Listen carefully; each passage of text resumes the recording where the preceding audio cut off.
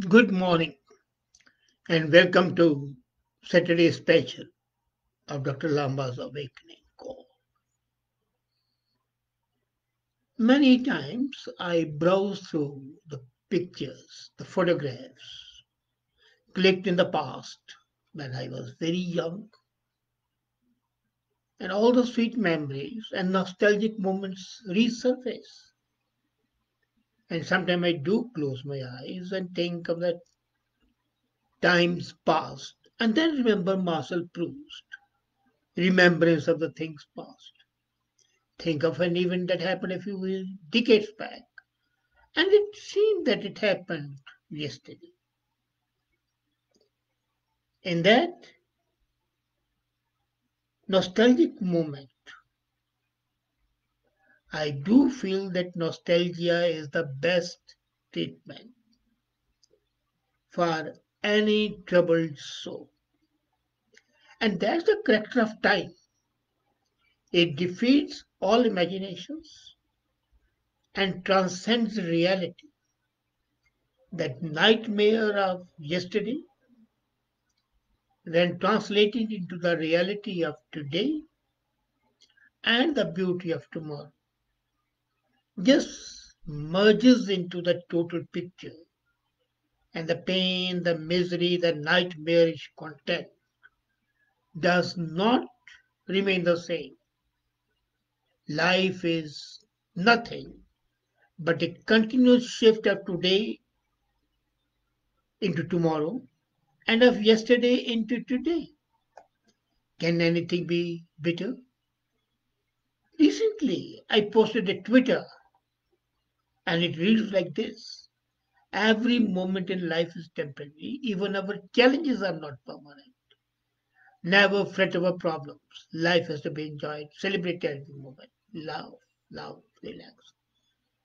And then, sometimes you feel that the misery is going to be forever. Look at Corona virus. Somehow or the other, we are all managing to sail through the times of the coronavirus. Some are going through it thoroughly drenched in anguish, fear, and worry, while others are taking on the journey with courage, hope, and dreams.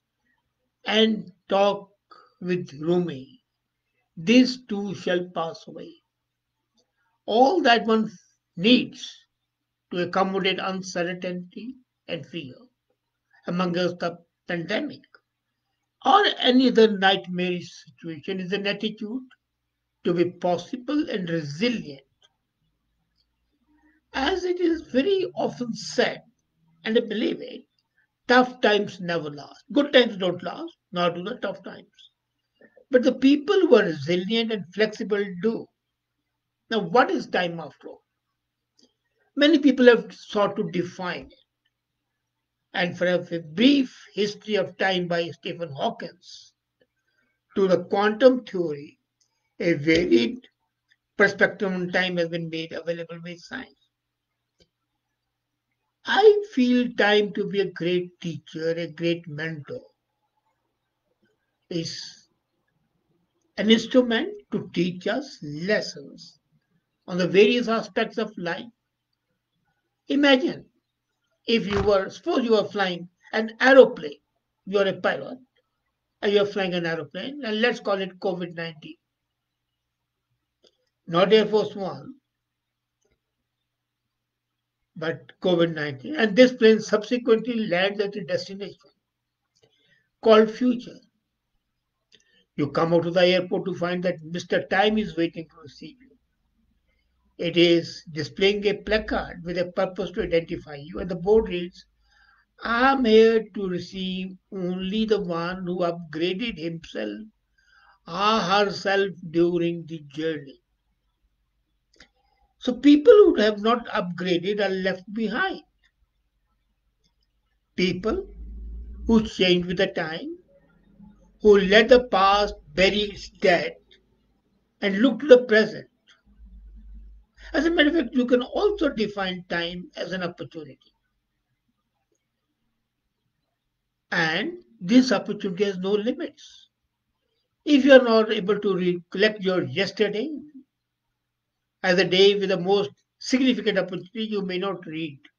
The silver lining into the cloud called coronavirus. Let's perform another imagination exercise. Push yourself into a time machine and press the button which takes you to the future. Say it takes you to 1st of January 9, 2030. Date and time and COVID is nothing more than a chapter in the books of history. The way Second World War is, the way the partition of India was, the way Spanish flu was, just a date. And that's going to happen. And one day you are asked to deliver a talk. The theme of your talk is the best and the worst experience of your life. While addressing the audience, how would you address? How would you define 2020 to be? Will you be classifying the best or the worst time? Would you describe it as a good time or a bad time? And here comes something which is very important. That is utilization of a crisis, not waste a crisis. As a matter of fact, very few people are able to look at the hopeful side of the current situation because they have gone hope blind by the high frequency red color of the crisis. They are overawed, overpowered, forgetting this is a normal thing. Ups and downs, and again repeating Rumi, this too shall pass away. The overshower of the negative news from the media is the main response cause responsible. And it has created a commotion, a panic in the hearts of the people. The daily increase in the number of deaths, the twisted classification of the red green zones appear to be heart wrenching, but so is any tragedy. But you don't live with that tragedy, you pass on. And when tomorrow comes, you look at it from a different angle. Remember, when tomorrow comes, you're going to forget yesterday. Each one of us has to keep in mind that the generation would not consider coronavirus as an excuse. If you will stop today, it will be impossible to go on and justify your life. Growth is life. Stagnation is death. And when people talk of slowdowns, lockdown, stay, no, there's no way. I remember when reading that when the bombs were falling during the Blitz by the Germans in London, bombs were falling and people were going around their business just ignoring the bombs. Maybe the bombs were not manufactured to kill them. Maybe they were. Maybe some people died and many people did die. But they did not stop their, their daily routine because that is life. Let not the pandemic or the war arrest the growth of the mindset. Your attitude has to be survive, not so, but survive successfully. Rise above the challenges intact. Embrace the umpteen opportunities. And you would find that ultimately anything would return. What happens is the initial blind panic gives way to acceptance, rationalization, and sublimation. Now, acceptance, rationalization, sublimation, there's nothing big in that. They're all coping mechanisms. They're defense mechanisms. You don't want to be overpowered by pain, so you accept it. Mindfulness. You rationalize it that this is going to happen, the virus are going to be there, climate change is responsible. 101 excuses. But whatever the reason, whatever the excuse, the reality would not change. So why bother? Some COVID images would haunt history for those who were involved. But for how long? Maybe 1 year, maybe 6 months, maybe if it's very traumatic, couple of years. The images of the people, especially in India, where the Indian migrants were trudging back home, the 15-year-old girl cycling hundreds of miles to bring home her injured father, thousands of unclaimed dead bodies being buried in the mass graves in New York as well, and the eerie sight of the empty streets across the world. That haunts you today. Tomorrow you will even forget it. You would at least most remember it with some sense of morose. Let me not make any bones about the fact that all are stressed and nobody is safe forever. But then, are you safe forever? If not from corona, maybe a road accident, maybe flu, and if nothing else, just the old age of the heart failure. You cannot afford to be under perpetual lockdown. You have to be in guard at time. So helpless in the face of an unknown terror, you have got to respond as best you can. Fight or flight. These are the two options. But suppose you fight and die, metaphorically. But suppose you fly. Is that an option? Even flight might result in death only, or in life worse than death. So why do that? You cannot regress homewards in the face of danger. You have to fight back.